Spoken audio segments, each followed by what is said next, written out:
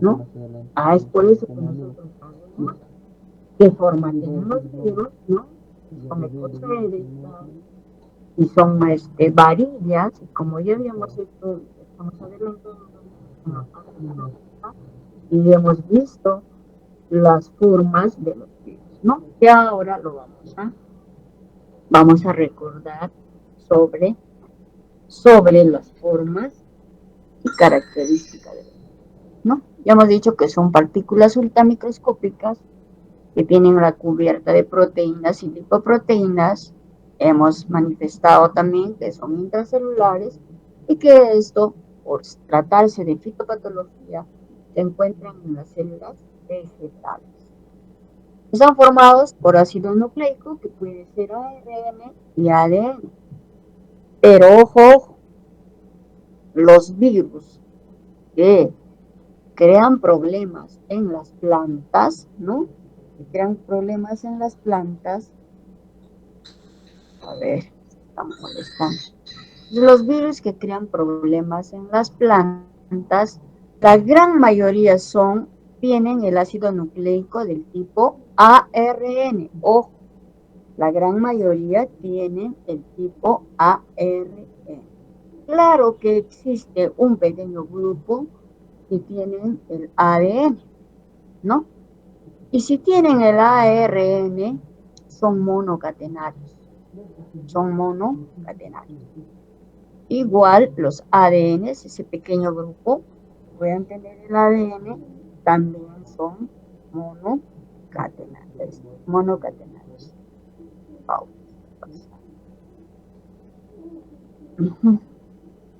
A tener problemas con la laptop.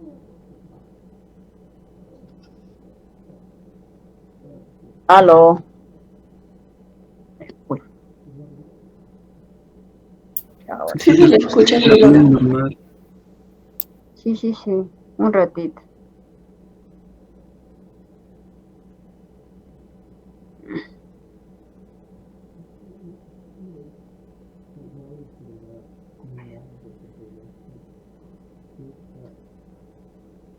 Se me fue.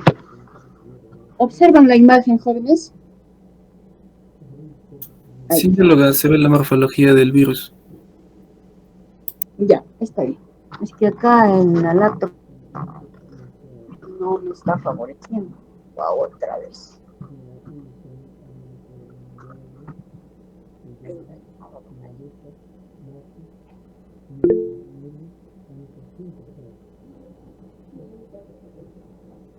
Entonces, jóvenes, se tiene esa característica, ¿no? Entonces, la morfología, la gran mayoría de los virus tienen la característica de ser como varilla, como filamentos, ¿no? Y tenemos, por ejemplo, esta morfología de bastón del virus del mosaico del tabaco, y tenemos los filamentos flexuosos del virus, Y de la papa, tenemos estos filamentos, estas formas icosaédricas del virus enano del arroz, tenemos estas formas basiliformes del virus del arroz también, el tungro del arroz. Tenemos pequeñas partículas, parece que fueran unos diplococos, ¿no? Y esto produce el enrollamiento de las hojas amarillas del tomate, ¿no? Y tenemos una gran variedad, ¿no?, de virus que se han clasificado de modo tentativo, ¿no? Y tenemos acá los virus, por ejemplo, en forma de barra, es todo este grupo, está muy puntero láser, ¿no? Es todo este grupo que tienen forma de barra. Estos se llaman tobamovirus, y que tiene 11 grupos de virus dentro de ellos. Y así tenemos el tobravirus, que tienen grupo de 2 virus. Y tenemos acá, por ejemplo, virus con partículas filamentosas, ¿no?, que también tienen la característica de agrupar a varios virus dentro de cada grupo, ¿no? Por ejemplo, ponemos uno bien conocido que viene a ser el potivirus, grupo de 105 virus. Estos de los potivirus son los que albergan a mayor cantidad de virus y crean problemas en las plantas, ¿no? Tenemos acá virus isométricos, ¿no? Que también agrupan a todo este grupo de virus, ¿no?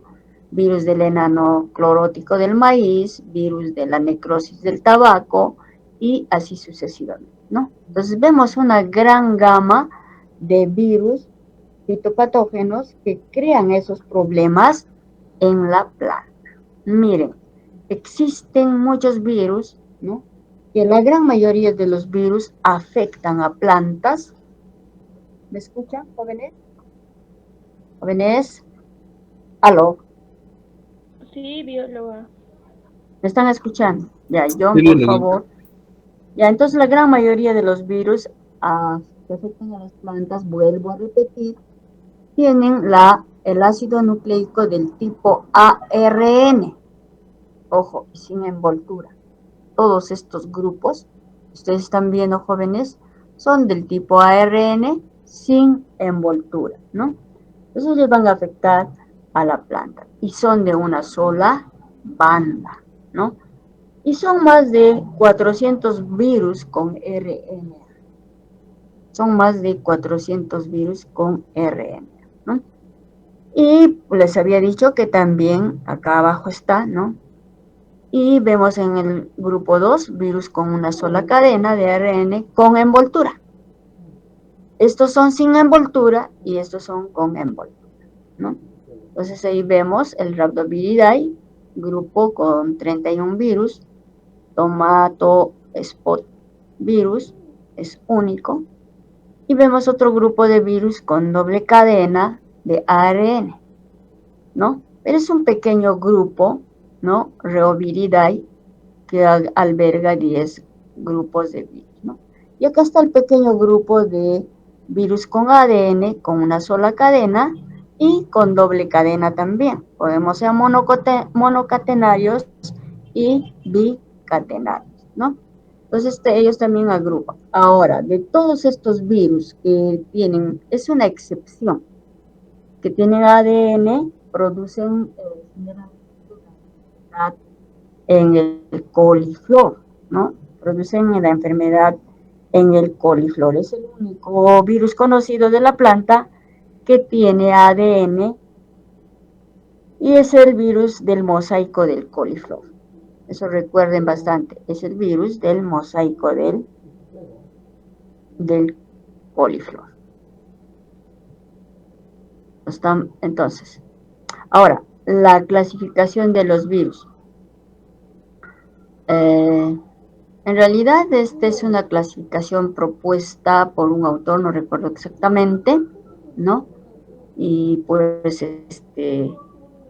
tenemos esta clasificación, la familia de Potiviridae, que tiene ahí una gran cantidad, ¿no? Que alberga 105 grupos de virus. Entonces tenemos ahí la familia Potiviridae, el género Potivirus y la especie Potatovirus, Y, ¿no? Y tenemos otra familia que viene a ser la familia Tombusviridae, ¿no? El género Tombusvirus y la especie Tomato Spot Wilt. Y estamos observando acá el tomate. Miren, ve estos anillos que en la práctica les he dicho, no son cloróticos, sino si son de colores, presentan carotenoides. Mira cómo se ven esos anillos, muy parecidos a los anillos cloróticos, ¿no? Que generalmente estos son transmitidos por insectos, ¿no? Tenemos acá otro género que viene a ser el maclovirus, ¿no? Y la especie es Maize chlorotic. Ahora, ¿por qué tiene ese nombre el virus? Vamos a ver acá. Generalmente la nomenclatura de los virus jóvenes está asignado por la sintomatología que tienen, que producen estos virus y el hospedero. Eso es lo que tienen en cuenta para tener la nomenclatura de los virus, ¿no? Por ejemplo, acá, el mosaico del tabaco, ¿no? Tabaco es el hospedante, el mosaico es el síntoma y el virus es el parásito.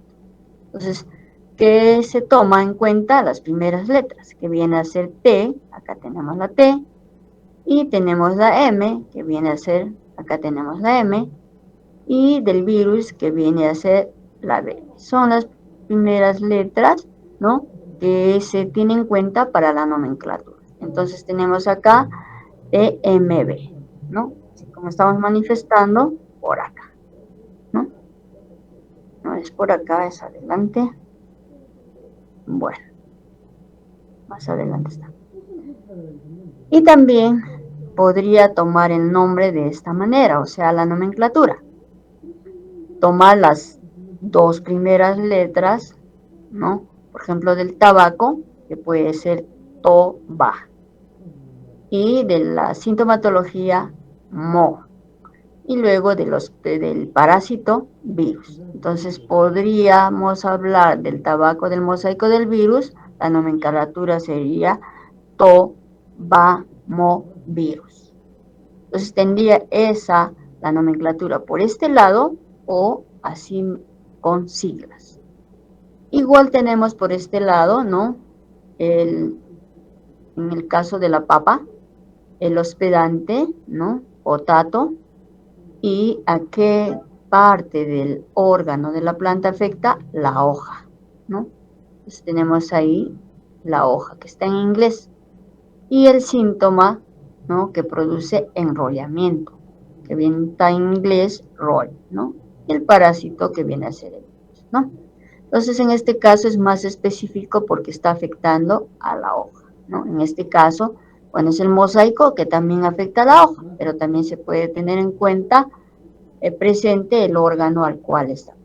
Entonces tendríamos las siglas de las primeras letras del hospedante, de la hoja, del síntoma y de los virus. Entonces tendríamos acá P, L, R y B.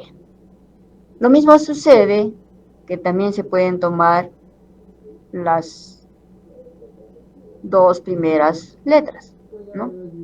Entonces podría ser acá potato o de la hoja, el órgano, que está en inglés, LE, y la sintomatología, el enrollamiento, que sería el síntoma, que viene a ser roll, ¿no? Roll, y el parásito, virus. Entonces sería olerovirus, ¿no?, que viene acá de las dos primeras letras, ¿no? Y luego el parásito completo. Entonces así se realiza la nomenclatura del virus, ¿no? Entonces acá algunos ejemplos de algunas siglas utilizadas para nombrar pues al virus, ¿no? Entonces tenemos, por ejemplo, el nombre español, virus del mosaico del tabaco. Hemos visto que la sigla es TMB, ¿no? Entonces el nombre inglés es el tabaco mosaico virus, ¿no? Igual en español tenemos el virus del enrollamiento de la papa que hace un rato hemos visto. Entonces la sigla sería ELRB. Esto teniendo en cuenta al órgano que está afectado, ¿no? Igual así el virus IE de la papa, ¿no? Tenemos acá la sigla PBY. El virus X de la papa, igual tenemos la sigla PBX, ¿no? Entonces así sucesivamente, por ejemplo acá podemos ver el virus del enanismo amarillo de la cebada, ¿no? Tenemos el BYDB. ¿De dónde lo toman esta sigla? De lo que está escrito en inglés, ¿no? En inglés. Bien, esa es la fuente. Esto se encuentra en el libro de Agres. Ahora, ¿cómo los virus se replican? Si son del ARN y no es del ADN, si son del ARN, ¿qué es lo que va a ocurrir? Cuando es la replicación de un virus del tipo ADN, es más sencillo, más fácil, ¿no? ¿Cómo ocurre la replicación en este caso? En caso de los tipos de ARN. ¿Están llevando virología, jóvenes? ¿Jóvenes? ¿Jóvenes? Sí, se le está escuchando normal, bióloga. Ya, me escuchan normal, ¿no es cierto? ¿Están llevando virología o han llevado virología? ¿Jóvenes? A ver, John, que me estás guiando. ¿Han llevado virología o estás llevando virología? Yo por mi parte no he llevado bióloga. Ah, tú eres de la otra área, ¿no? La otra especialidad. Sí, A ver, bien, ahí, Edel Guzmán, Edel. Bióloga, le escucho. Ah, has llevado ya virología. Has llevado ya biología. Sí, bióloga. ¿Por qué hace doble eco? ¿Por qué hace doble eco? Bióloga, ¿me escucha? Sí, sí, sí. Sí. Apaga mejor tu micro, Edel. Apaga mejor tu micro, Ere. A él y Yulisa Mariño Guisado. Yulisa, han llevado virología. ¿No se acuerdan? ¿O están Buenas llevando? noches. Estamos, Sí, Yulisa. estoy, Dime, estoy llevando bióloga. pero ya han visto el proceso de Sí, bióloga, replicación del no, virus. A ver, no le he escuchado bióloga bien porque se ha ido un rato mi internet. Está lloviendo aquí, bióloga. no sé dónde estarás, seguramente. Bueno, voy a seguir adelante. Entonces, cuando los virus se van a replicar, jóvenes, si el virus tiene el ácido nucleico del tipo ADN, es fácil la replicación como ocurre en esta diapositiva. Voy a agrandarlo un poquito. Ahí. Se produce, ¿no?, el contacto con la célula, ¿no? Hay un reconocimiento molecular, como hemos visto. Si el reconocimiento molecular es complementario, ingresa el virus, ¿no? Y luego se libera de toda la cápside y deja en libertad el ácido nucleico. Eso es bien simple cuando es un virus del tipo ADN, ¿no? Y luego ocurre, ¿no?, todo el proceso de transcripción, la síntesis de las proteínas para su cápside. Por otro lado, la replicación del ácido nucleico, nuevamente ocurre el ensamblaje. O sea, ya han producido todo aquí lo que ha perdido, se ha liberado de la cápside, ¿no? Y forman nuevas cápsides para los nuevos virus, ¿no? Y se produce el ensamblaje. ¿Y qué más produce? Produce la lisis. Pero hay algunos que no producen lisis, sino producen esta gemación en la célula, ¿no? Y al producir la gemación, arrastran las características de la membrana celular del hospedero. Y eso es lo que va a constituir la envoltura. Por eso es que algunos virus, si lo lisan y se liberan, no tienen esa envoltura. En cambio, los virus que producen gemación, ¿no?, arrastran las características de la membrana de la célula hospedera y tienen esa envoltura. Por eso es que la característica de la membrana es de naturaleza lipídica. Bien, cuando me pongo a este lado, John, estoy muy pegada a mi micro, ya me cansé. John, ¿me escucha? John, Sí, bióloga. ya. Eso es de la forma así rápida, claro, es todo un proceso, ¿no? La transcripción. Hablar de la transcripción es todo un proceso, ¿no? Ahora, si los virus como el que estoy hablando, que tienen el ARN y un pequeño grupo nomás ADN, seguirán este camino,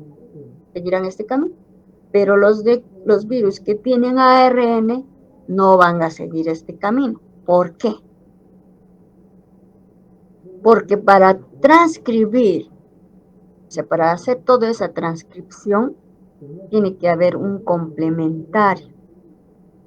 ¿Dónde está eso? En el ARN mensajero, ¿no? Entonces, como es ARN y el ARN mensajero no tiene ese complementario.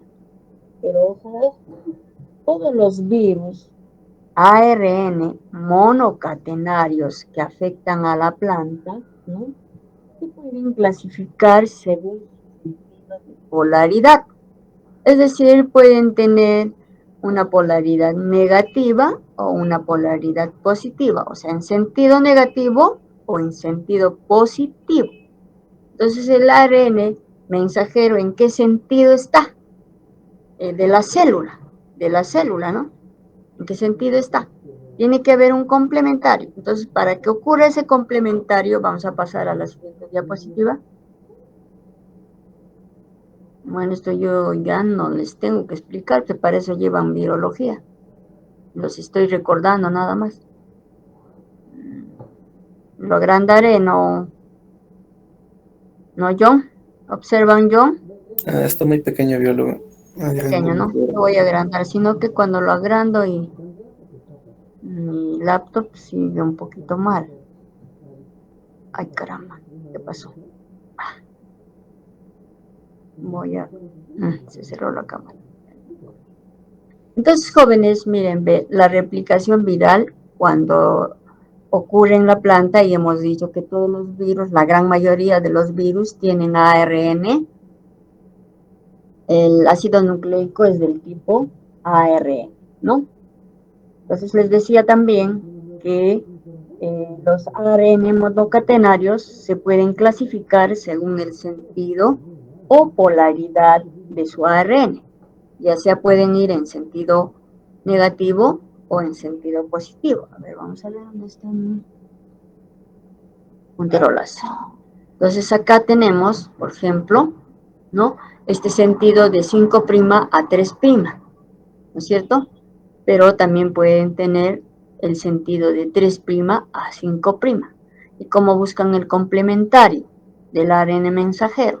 Entonces, para convertir esto en ese sentido normal, ¿qué hace el virus cuando llega a la planta?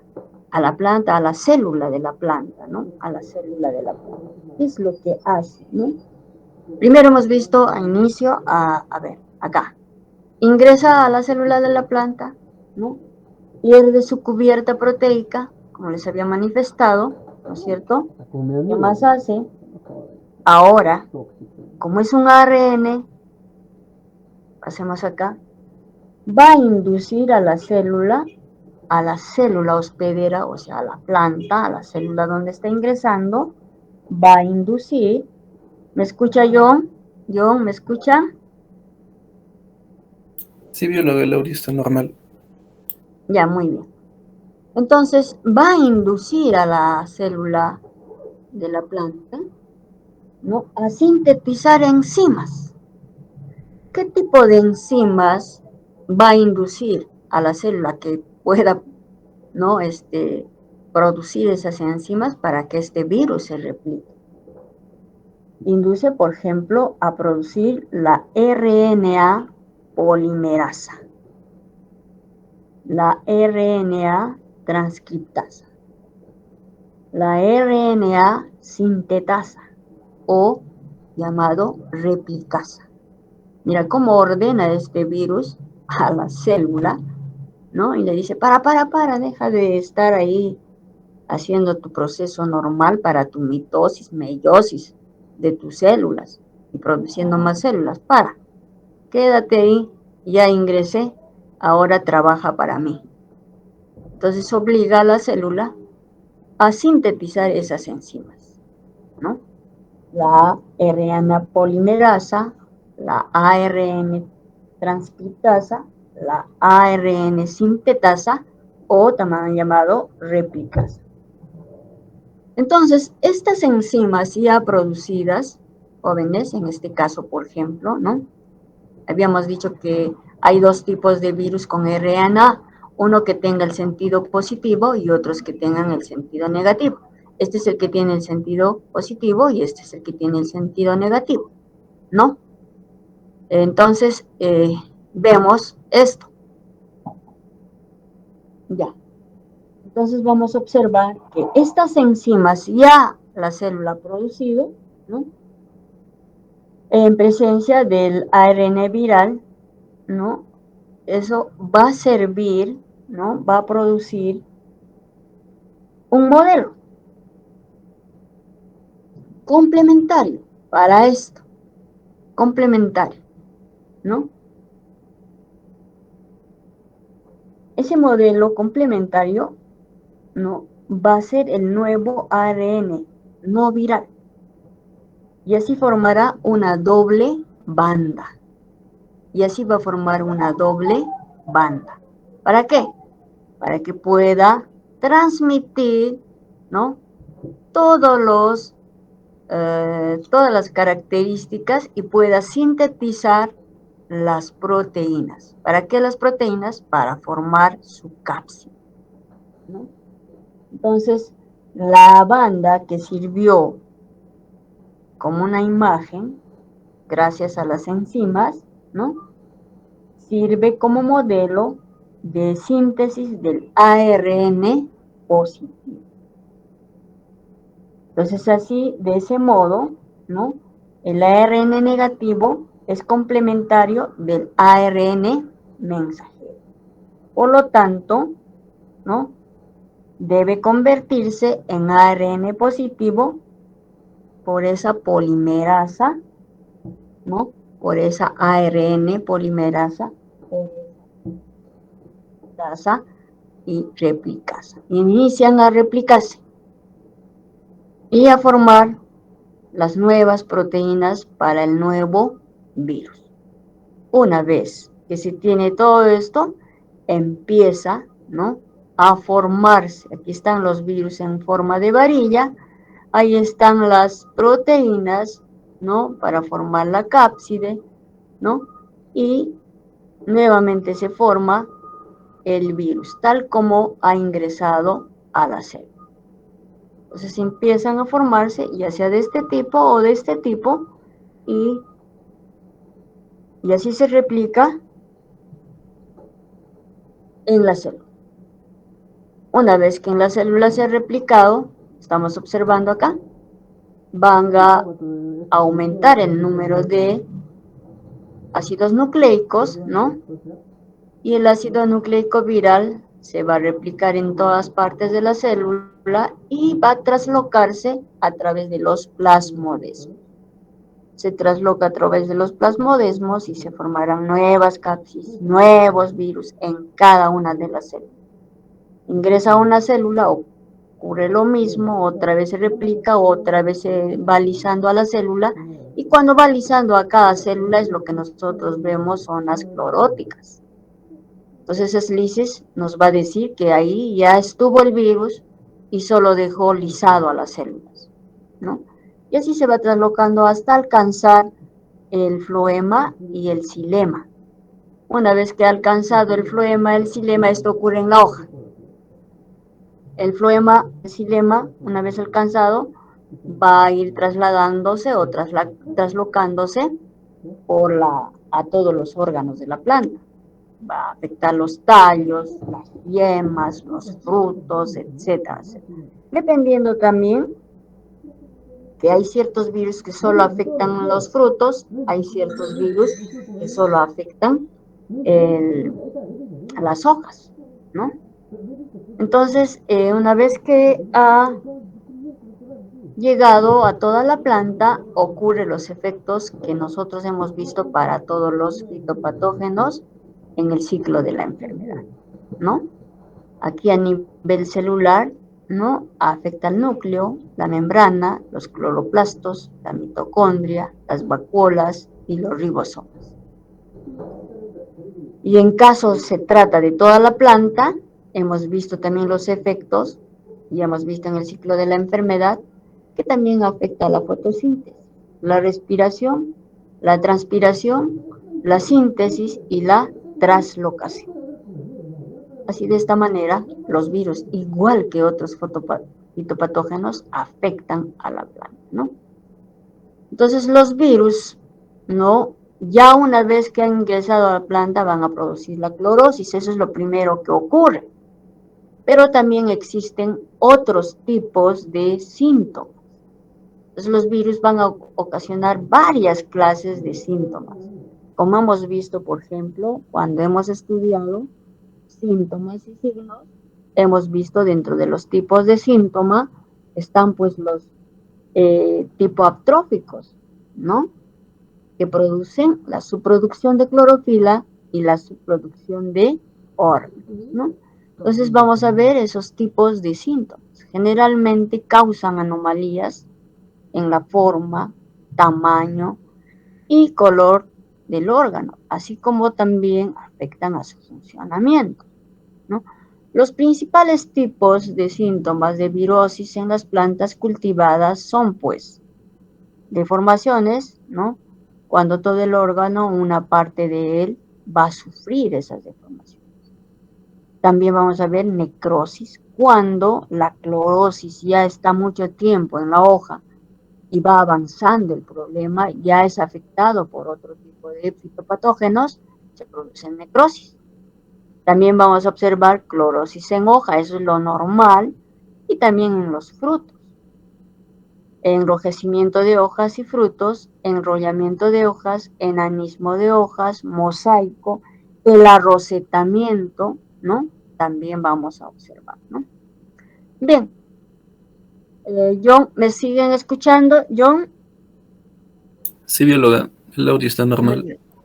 Ya, muy bien. A veces esto, no sé qué le ocurre y empieza a salir unas rayas y se pone oscuro.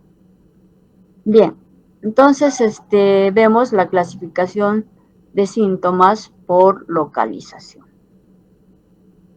Es decir, aparte de que nosotros observamos, visibilizamos, pueden existir síntomas externos, es lo que estamos visibilizando, y también pueden encontrarse síntomas internos, que nosotros no lo visibilizamos. Pues dentro de los síntomas externos ya hemos hablado, ¿no? Hace tiempo, hablando de los tipos de síntomas. Pueden haber síntomas primarios y secundarios, ¿no? Como consecuencia de cómo estos infectan, ¿no? También pueden haber síntomas localizados. Cuando hicimos en la práctica, se hizo una hojita, el cotiledón se lesionó con un carborundum o con vidrio molido y se inoculó ahí el jugo extraído de una planta enferma. Entonces ahí se produce un síntoma local. Y cuando va avanzando el virus, como estamos viendo hace un rato, se va traslocando, alcanza el floema, el xilema. Entonces esto ocurre el síntoma de tipo sistémico, ¿no? De acuerdo al proceso infectivo, ¿no? Entonces, primarios, secundarios también hemos visto, pero vamos a volver a repetir. Son las manifestaciones iniciales que presenta una planta y resultan frecuentemente mediante inoculaciones mecánicas, ¿no? O artificiales. Es lo mismo decir que un síntoma local. Pero también puede ocurrir no solamente por una infección mecánica, sino también por transmisión de virus por medio de semillas, ¿no? Y secundario cuando ocurre posteriormente y se presenta en partes no inoculadas, o sea, ya alcanzó el sistema vascular y se va traslocando el síntoma, ¿no? Ahora, los síntomas locales, ya hemos dicho que siempre lo vamos a hacer mediante la inoculación mecánica o por semillas. Si es por inoculación mecánica, siempre lo tenemos que hacer en una planta indicadora. Les he preguntado y les he dado tarea y ahora va para todos. Es una planta indicadora. Es una planta indicadora. Eso, por favor, anoten. No vaya a venir en el examen, en el segundo examen. Entonces tenemos acá los síntomas sistémicos. Ya hemos visto esas características, pueden ser mosaicos, ¿no? Son alternancias de áreas blancas, amarillas o verdes, eso lo hemos visto en la parte práctica, ¿no? Entremezcladas con el verde anormal, algo les decía, muy parecido al tablero del ajedrez, ¿no? Vemos blanco, negro, en este caso una alternancia de verde normal y verde claro y clorosis. Moteados son áreas cloróticas aisladas muy pequeñas y difusas, ¿no? Y clorosis, bueno, estos tipos de clorosis pueden haber en la nervadura, pueden haber anillos cloróticos, pueden existir en las márgenes, pueden existir en el ápice de todos el órgano de la planta, se pueden producir clorosis internervales, se pueden producir, por ejemplo, en el caso del virus del enanismo, ¿no?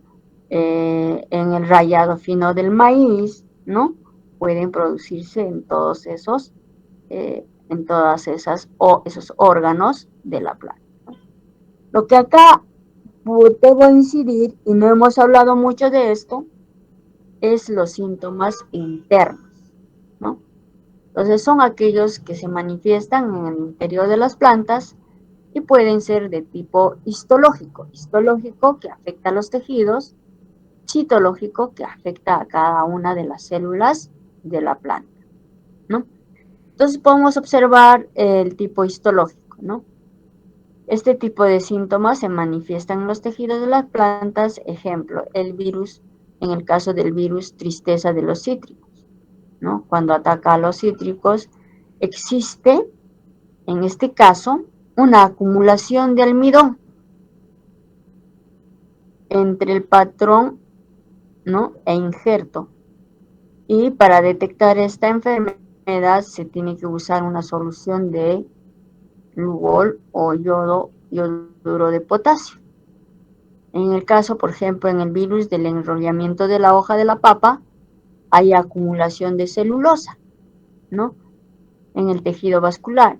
Y para detectarlo se tiñe con resorcinol o azul de algodón en los tubérculos. Ahora, ¿cómo lo vamos a tener? Justamente les había dicho a los jóvenes de la clase práctica que se toma, por ejemplo, la hoja y se corta con un equipo que se llama micrótomo.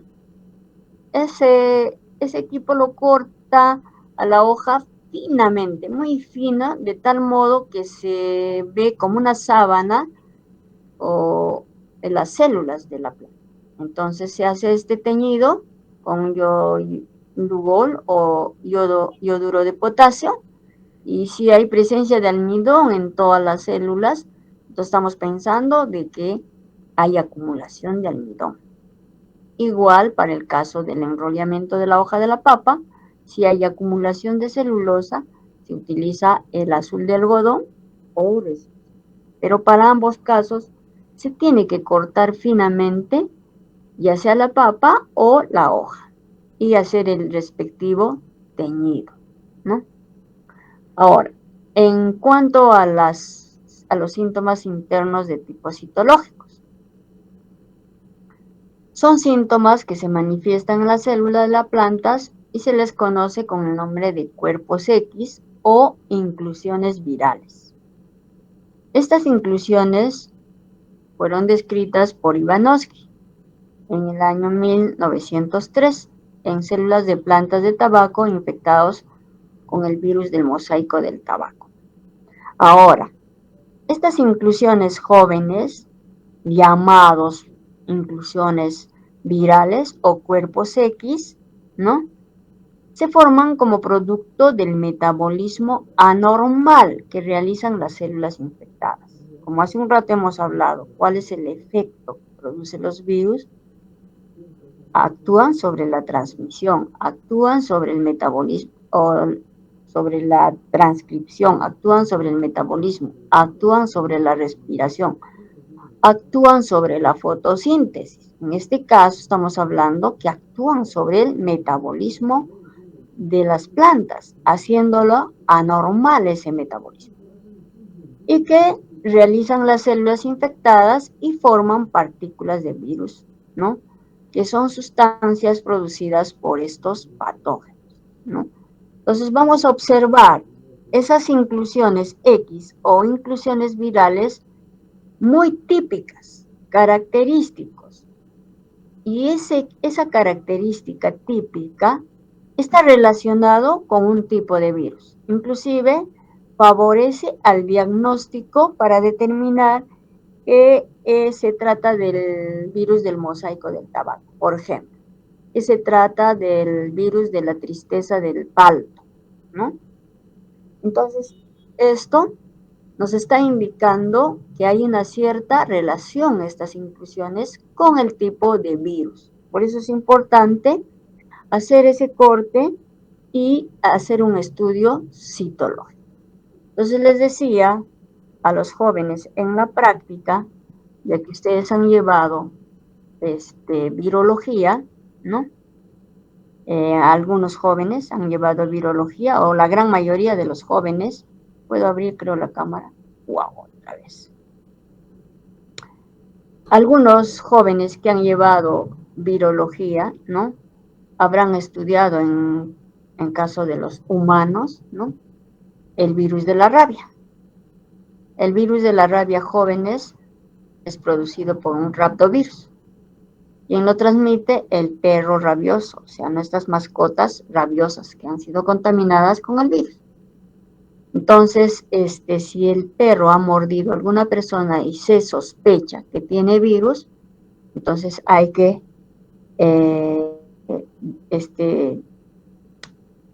identificar al virus. ¿Cómo hacen? Le ponen cuarentena 8 días y sigue con el síntoma, lo sacrifican al virus, al perro, y luego le sacan el cerebro. Y acá abajo hay una estructura llamada astas de Amón en el cerebro. Eso lo llevan al INS y hacen una impronta. Y en una laminita, nada más por objetos, hacen la impronta, hacen toquecitos, ¿no? Hacen un corte y hacen toques.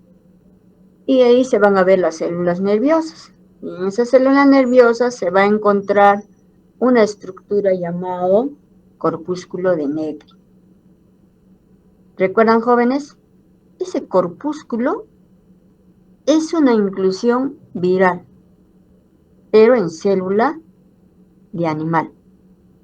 Y también en los humanos pueden encontrar, pero no nos van a sacrificar a nosotros. Ya pues nos mordió el perro y si ha ido progresando la infección, muere la persona, igual que el perro, ¿no? Entonces esto se hace una impronta en lámina portaobjetos. Y una vez que se hizo la impronta en lámina portaobjetos, se hace un teñido bien simple que se llama la tinción de Seller. Y ahí vamos a observar en las células nerviosas esos pequeños estructuras que se llaman corpúsculos de Negri. Entonces, al observar eso, los biólogos, los patólogos que están ahí trabajando en el INS, relacionan y dicen, ¿no? Ajá, aquí está el corpúsculo de Negri, entonces el perrito sí tenía virus. Igual ocurre con las plantas, igual sucede. Se encuentran esas inclusiones X o inclusiones virales característicos típicos, ¿no? Y se relaciona con el tipo de virus que ha afectado a la planta, ¿no? Pero ya se está oscureciendo el tiempo, voy a prender mi foco.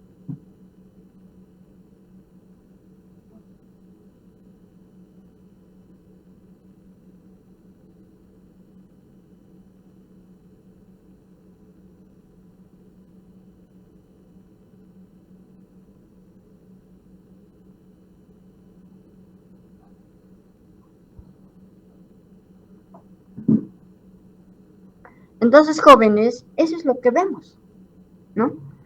Entonces, esas inclusiones son característicos. Voy a pasar a la siguiente diapositiva.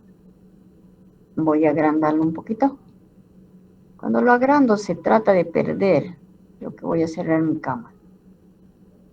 ¿Listo? Uy, se fue. Entonces tenemos estas inclusiones virales, ¿no? Los podemos clasificar en amorfas, cristalinas y paracristalinas, ¿no?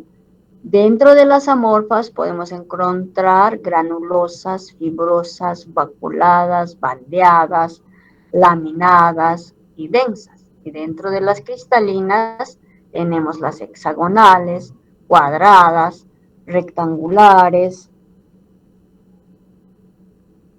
piramidales y romboides, ¿no? Entonces, de esta manera, jóvenes, podemos nosotros encontrar, ¿no? Esos tipos de inclusiones virales, fibrosas, vaculadas y laminadas. Creo que jóvenes, aquí nos quedaremos. Aló, tienen clase ustedes, y yo también tengo el curso que estoy siguiendo de fitopatología. Hasta aquí, jóvenes, nos quedamos acá, ¿está bien? ¿Aló? ¿Me Sí, bióloga. escuchan? Ya, se pueden retirar, creo que tienen